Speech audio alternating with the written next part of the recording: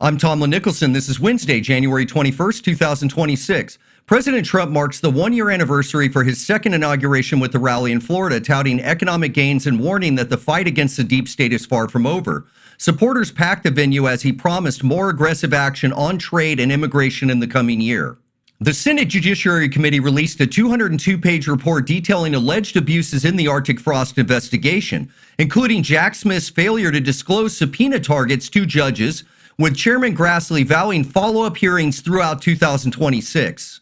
Conservative journalist Benny Johnson wrapped up his California fraud investigation, claiming to have uncovered evidence of billions in misspent SNAP and COVID funds, and called on state auditors to open a full public inquiry immediately. Doctors inside Iran are reporting at least 16,000 people have died in the ongoing anti-regime protests that erupted after the supreme leader's crackdown, with hospitals overwhelmed and bodies piling up in morgues across Tehran and other major cities.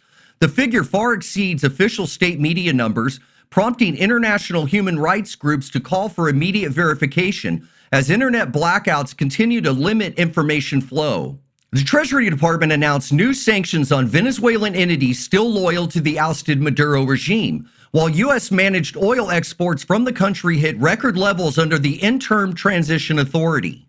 In Minnesota, state officials confirmed that federal authorities have arrested more than 10,000 individuals in sweeping crackdowns on alleged fraud in welfare, child care, and SNAP benefits tied to Somali-run operations.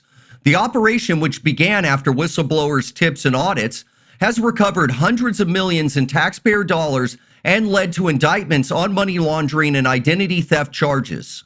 A bipartisan group of House members introduced legislation to cap credit card interest rates at 10%. Echoing President Trump's demands, though banking industry leaders warn of potential credit access restrictions if passed. The Supreme Court agreed to hear arguments in March on state bans of transgender athletes in women's sports, a case that could set national precedent on Title IX interpretations and equal protection claims. President Trump hosted a delegation from Greenland in D.C. to discuss economic partnership, insisting the U.S. offer remains on the table despite Denmark's firm rejection and widespread protests in Nuuk. The Department of Housing and Urban Development recovered $84 million in improper payments from Minnesota housing programs, citing errors in eligibility verifications as federal audits expand to other states. Democratic leaders in Congress renewed calls for a war power resolution limiting executive military action, pointing to recent Venezuela operations and Greenland tensions as evidence of overreach needing congressional check. President Trump signed an executive order directing the Federal Reserve to prioritize domestic manufacturing in monetary policy considerations, prompting immediate pushback from Chairman Jerome Powell on independence of the central bank. The White House confirmed President Trump will address the World Economic Forum in Davos next week, where he'll meet with Ukraine's Zelensky and outline America's trade and security priorities for the year ahead.